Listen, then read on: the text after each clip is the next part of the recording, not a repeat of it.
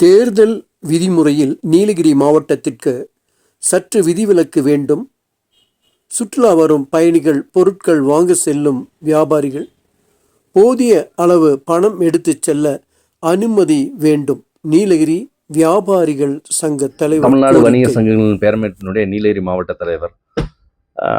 இப்போ எலெக்ஷன் அப்படின்றத இன்னைக்கு அறிவிக்க இருக்கிறாங்க கவர்மெண்ட். எலெக்ஷன் அறிவிச்சிட்டாலே நீலகிரி மாவட்டத்தில் பொதுவாக ரொம்ப ஒரு கட்டுப்பாடுகள் விதிப்பாங்க. இவ்வளோதான் பணம் கொண்டு வரணும், அதுக்கு மேலே கொண்டு வரக்கூடாதுன்னு. இன்றைக்கி வியாபார சூழ்நிலை அப்படின்றது நீலகிரி மாவட்டத்தை பொறுத்தளவில் சுற்றுலாவை மட்டுமே நம்பி இருக்கக்கூடிய ஒரு சூழ்நிலை இன்றைக்கி இருக்குது. இன்றைக்கி ஏற்கனவே பல கட்டுப்பாடுகள் நீலகிரி மாவட்டத்துக்குள்ளே வர்றது பாஸ் அப்படின்ற மாதிரி சட்டங்கள்லாம் கடுமையாக இருக்கிறதுனால ஏற்கனவே சுற்றுலா பயணிகளோட வருகை நீலகிரி மாவட்டத்தில் ரொம்ப குறைவாக இருக்குது. அப்படி இருக்க பட்சத்தில் இந்த தேர்தல் நடைமுறைகள் அமலுக்கு வரும் பட்சத்தில் இவ்வளோதான் பணம் எடுத்துகிட்டு போகணும், அதுக்கு மேலே பணம் எடுத்துகிட்டு போகக்கூடாது அப்படின்ற ஒரு சூழ்நிலை வந்தால் சுற்றுலா முற்றிலுமாக பாதிக்கக்கூடிய ஒரு சூழ்நிலை ஏற்படும்.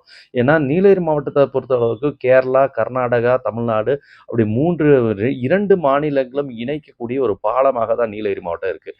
கேரளாலேருந்து சுற்றுலா பயணிகள் வருவாங்க, கர்நாடக மாநிலத்திலேருந்து சுற்றுலா பயணிகள் வருவாங்க. அவங்களுக்கு கேரளா மக்களுக்கோ இல்லை கர்நாடகா மக்களுக்கோ இந்த மாதிரி ஒரு எலெக்ஷன் தமிழ்நாட்டில் நடக்குதுன்ற விஷயமே தெரியாது. அவங்க பணத்தை கொண்டு வரும்போது இந்த மாதிரி அதிகப்படியான பணம் கொண்டு வந்திருக்கீங்க அப்படின்னு சொல்லி நம்மளுடைய இங்கே இருக்க தேர்தல் ஆணையம் பண்ணும்போது, சோதனை செய்யும்போது அவங்க ரொம்ப பயப்படுவாங்க.